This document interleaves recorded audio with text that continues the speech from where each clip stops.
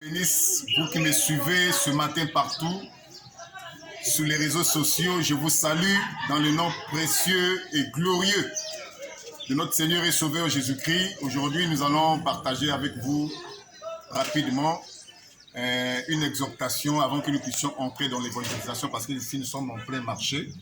Nous allons bientôt commencer notre évangélisation, mais le Seigneur m'a mis à cœur de pouvoir partager avec vous ce sujet. Nous allons lire ce matin dans Matthieu chapitre 7, à partir du verset 15. Nous sommes dans Matthieu chapitre 7. Vous qui me suivez un peu partout sur les réseaux sociaux, à partir du verset 15, je lis ceci, il dit « Gardez-vous des faux prophètes. Ils viennent à vous en vêtements de brebis, mais au-dedans ce sont des loups ravisseurs. Vous les reconnaîtrez à leurs fruits. » Il y a le verset 19 qui dit « Tout arbre qui porte de bons fruits est coupé et jeté au feu.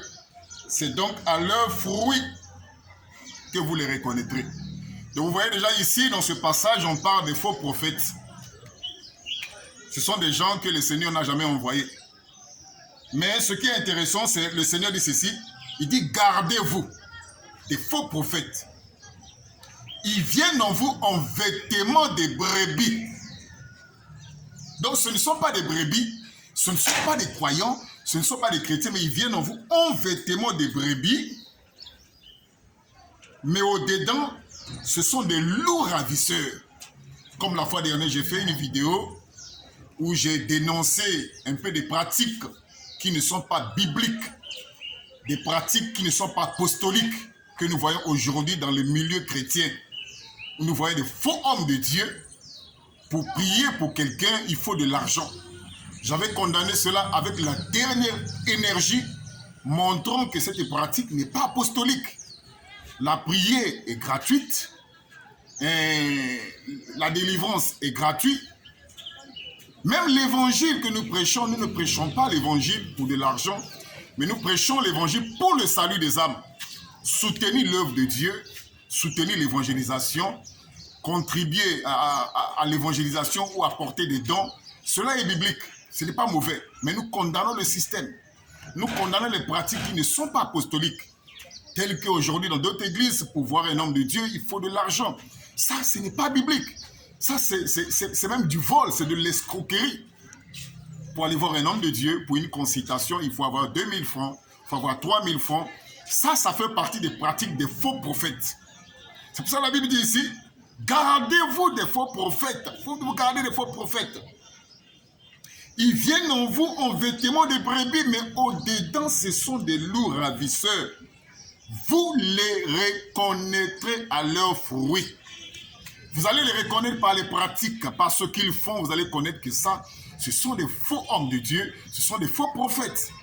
Tel que d'autres aujourd'hui, ils vendent même de l'huile. Ils sont devenus comme des commerçants, ils vendent de l'huile, d'autres vendent même de l'eau. Ils vous mentent, ils vous trompent, disant que cette eau-là vient de l'Israël, c'est l'eau du Jourdain. Ce n'est pas l'eau du Jourdain, c'est l'eau de la pompe. Ils sont en train de vendre ça dans des petites bouteilles, à 20 000 francs, à 10 000 francs. Et les gens achètent, et la plupart des personnes qui sont leurs cibles, ce sont les femmes. Parce que ce sont les femmes qui sont plus manipulées par ces faux prophètes. Mais l'Écriture nous dit, gardez-vous des faux prophètes. Gardez-vous. C'est pour ça, lorsque vous entrez dans une église, il y a deux choses que vous devez surveiller. Vous devez surveiller l'enseignement et vous devez surveiller les pratiques. Deux choses à surveiller. Vous devez surveiller l'enseignement, ce qui est prêché par cet homme de Dieu, et vous devez surveiller les pratiques.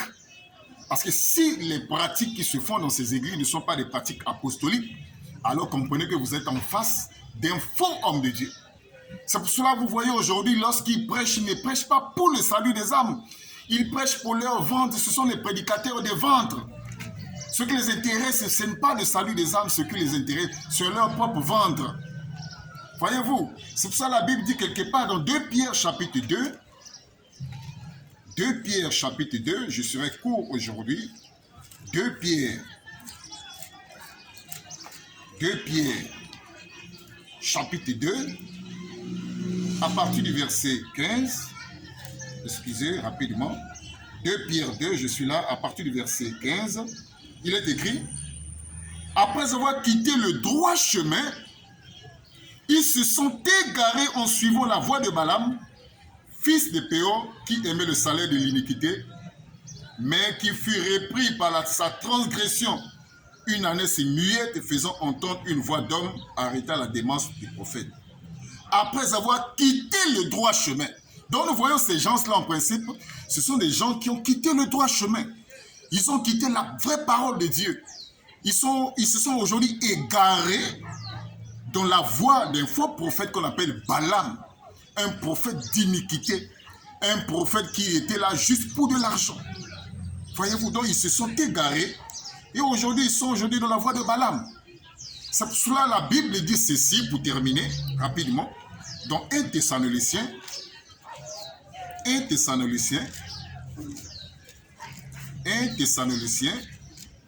chapitre 1 à partir du verset 2. Écoutez ce qui est écrit. Dans 1 Thessaloniciens, tu peux prendre ta Bible, tu vérifies. 1 Thessaloniciens, chapitre 2. Nous prenons à partir du verset 3. Car notre prédication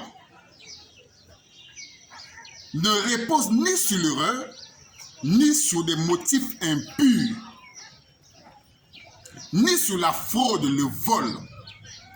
Mais puisque Dieu nous a jugés dignes de nous confier l'évangile, nous parlons non comme pour plaire à des hommes, mais pour plaire à Dieu qui sonde nos cœurs. Donc le but de l'évangile, c'est pour le salut des âmes.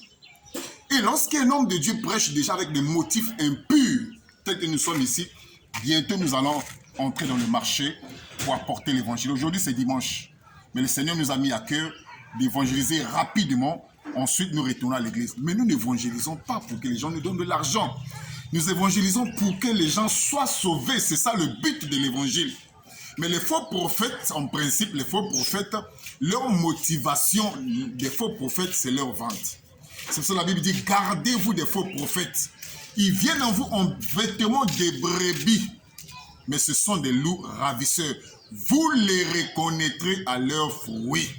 Ceux qui vendent de l'huile, ceux qui vendent de l'eau, ceux qui aujourd'hui, pour consulter un homme de Dieu, il faut de l'argent.